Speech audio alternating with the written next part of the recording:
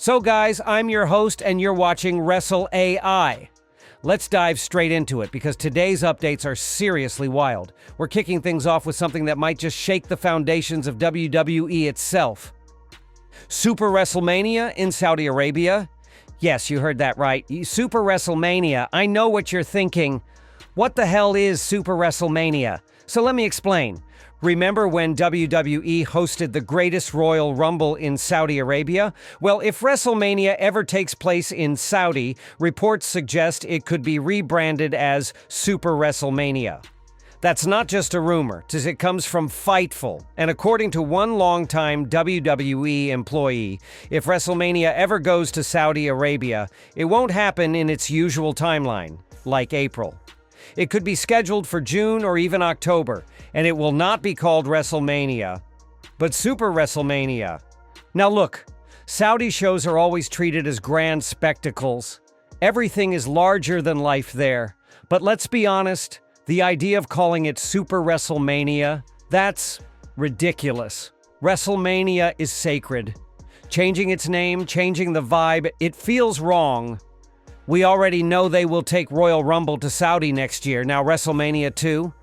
Even if the production value is top tier, the atmosphere just doesn't feel like real wrestling.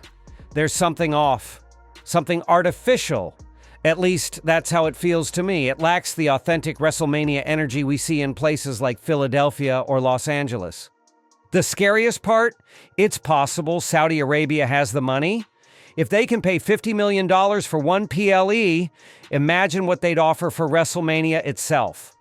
And now that WWE is under TKO, let's be real.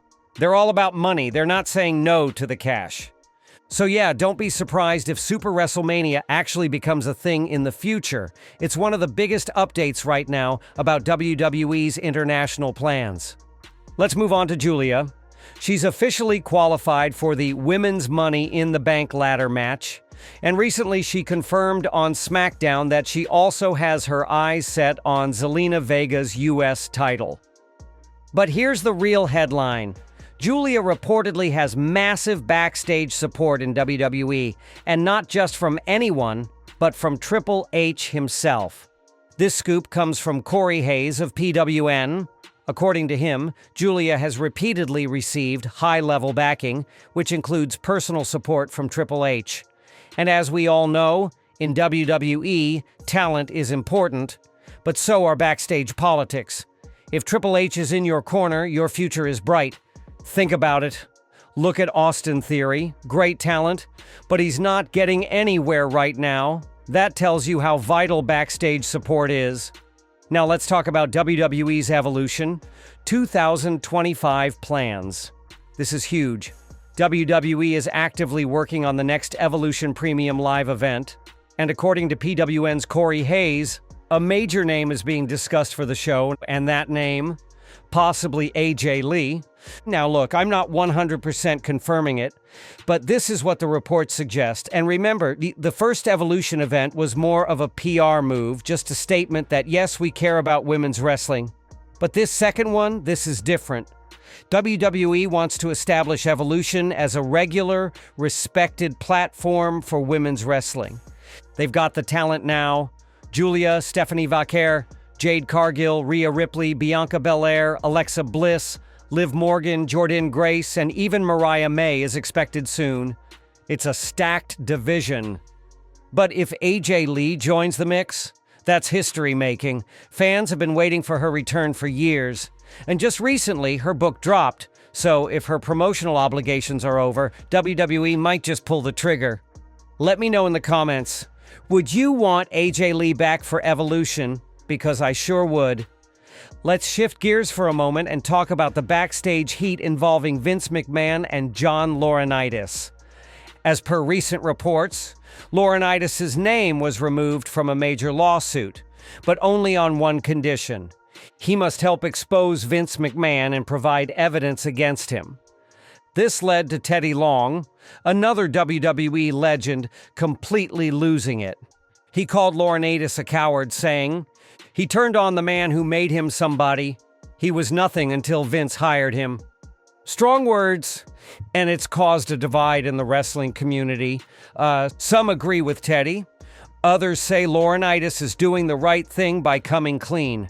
As for me, if Vince McMahon is actually guilty of wrongdoing, then he should face the consequences. Simple as that. If Laurinaitis is helping in that process, then good.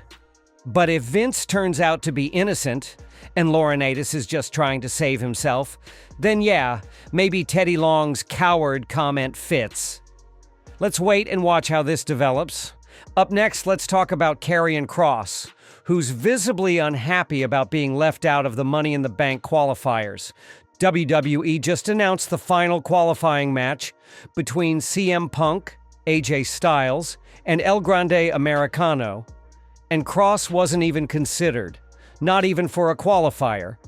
Kross tweeted right as the match graphic went live, "Yup, I saw it too." You can feel the disappointment.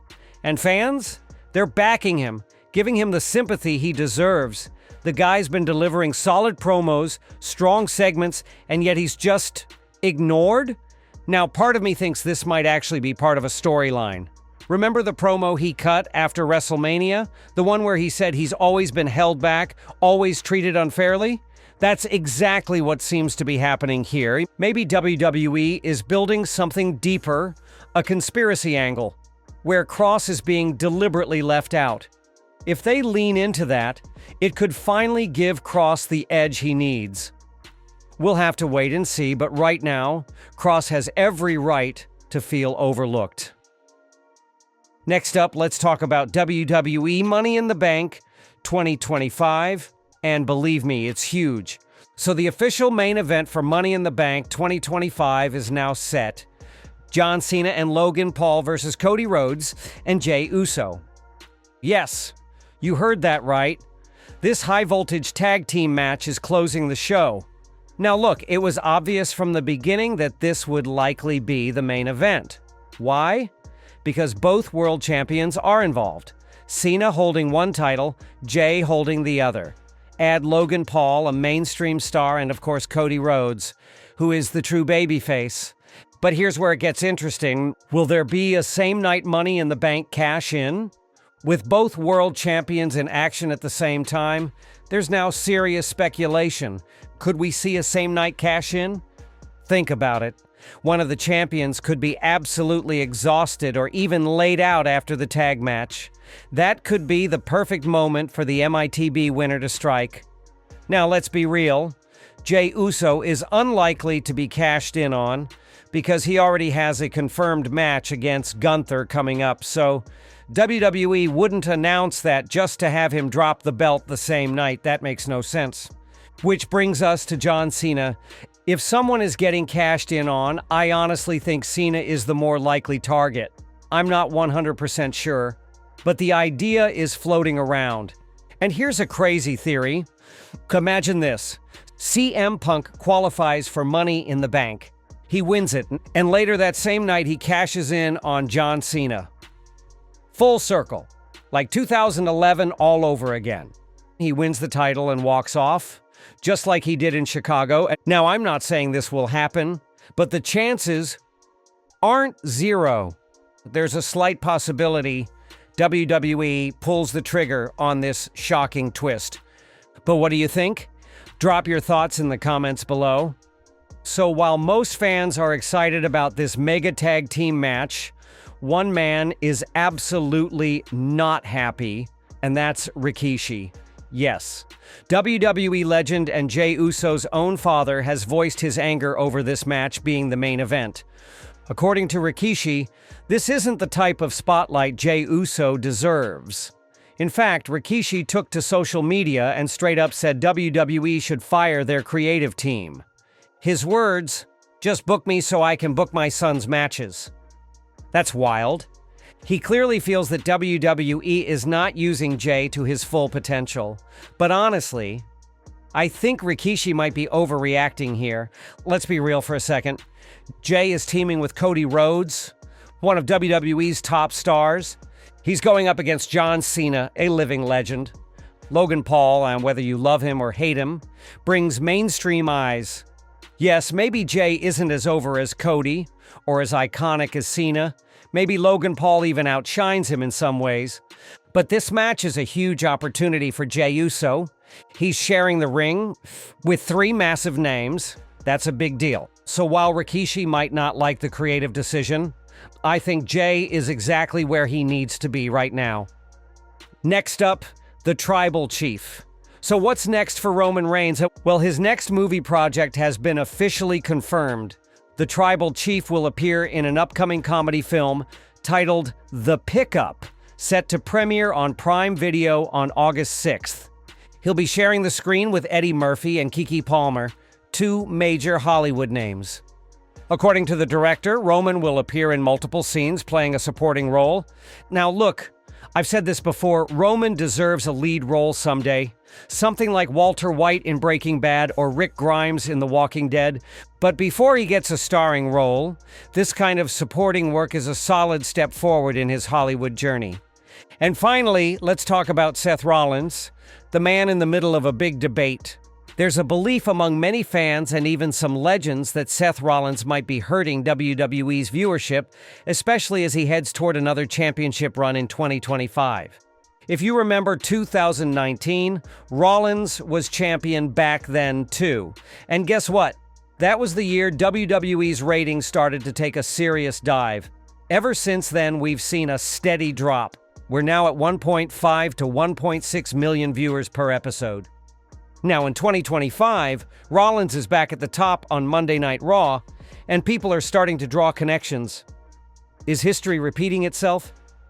Personally, I think Rollins is extremely talented, but whether or not he can carry the brand in the mainstream, that's the real question. Is he best used as the guy, or is he better as a supporting act in a stronger ensemble?